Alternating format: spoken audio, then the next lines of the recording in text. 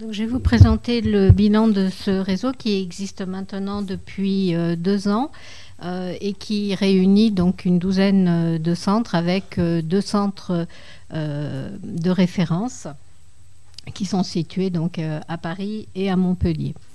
Alors, en termes d'activité, je vais faire d'abord un premier focus sur les projets d'éducation thérapeutique qui marquent beaucoup l'année 2024 et qui sont importants, qui, grâce à Stéphane, la mise à disposition d'un ETP, d'un IETP, avec la formation des centres de compétences, et vous voyez qu'ils ont massivement participé à cette action qui a permis donc de disséminer, de mettre à disposition de chacun des programmes d'ETP. Il y a également des programmes donc spécifiques qui ont été validés par ailleurs par les ARS à Grenoble, Toulouse et Montpellier, avec sur Montpellier un programme spécifique d'ETP pour les enfants validé par l'ARS Occitanie. Pour les enfants, il y a d'autres actions d'éducation thérapeutique selon 2 modalités. Une modalité de séjour thérapeutique pour des enfants organisée par Stéphane Agien, où là, les enfants sont seuls et bénéficient en groupe d'un séjour d'éducation thérapeutique. Et une autre modalité dont la philosophie est différente, qui est de rassembler les familles avec les enfants et les frères et sœurs et de travailler en fait sur le partage d'expériences de ces familles entre elles associées à des programmes d'éducation thérapeutique.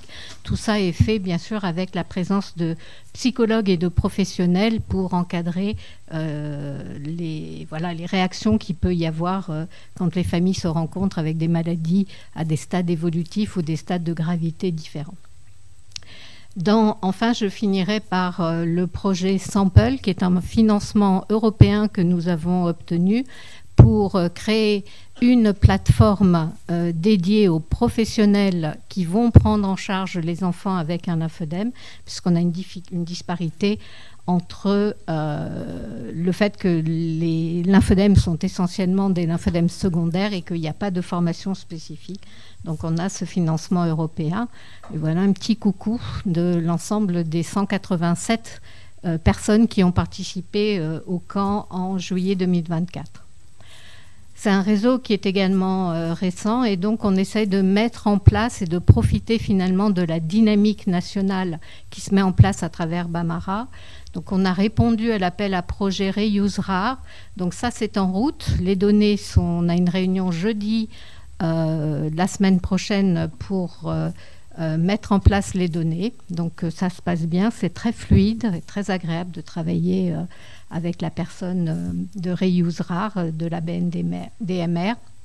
Et sur ces données-là, on a déjà discuté avec Stéphane de la première exploitation des données qui va être sur les 1500, plus de 1500 en fait, les presque 2000 patients qui sont identifiés avec un lymphœdème primaire isolé.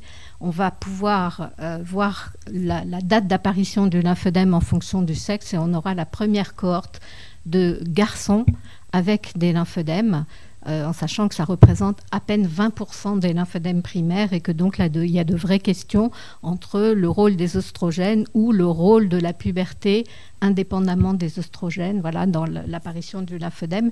Ça va être il n'y a pas d'autres bases de données de cette taille-là dans le domaine. Et on répond actuellement à l'appel à projet Convergence pour les anomalies lymphatiques complexes. Et ça va être une réponse qui va être à travers des centres qui appartiennent donc à 2 filières, donc un projet transfilière qui avance bien, avec quelques difficultés de codage de ces anomalies lymphatiques complexes qui ont évolué récemment. Diagnostic moléculaire. Je ne vais pas en parler plus. Donc voilà un petit peu le travail préalable qu'on fait lorsque l'on répond à ces appels à projets Reuse Rare ou Convergence qui nous permettent d'avoir une vue transfilière de l'ensemble des pathologies. Et si j'en prends une particulière qui est le chylothorax, qui est une anomalie lymphatique qui pose bien des problèmes de prise en charge, on voit qu'il y en a 0 sur Bamara au jour d'aujourd'hui. Donc il y a véritablement des problèmes de codage de ces maladies rares. On a passé aussi ces 2 années à essayer de promouvoir l'implication des différents centres de compétences dans la recherche également, pas simplement le soin. Et on a le plaisir de voir émerger des projets de recherche qui sont menés directement par les centres de compétences.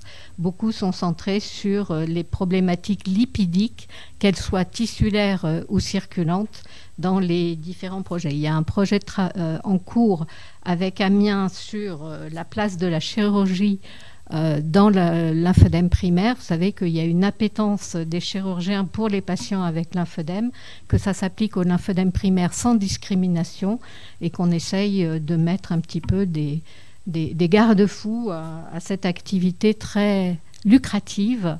Et voilà.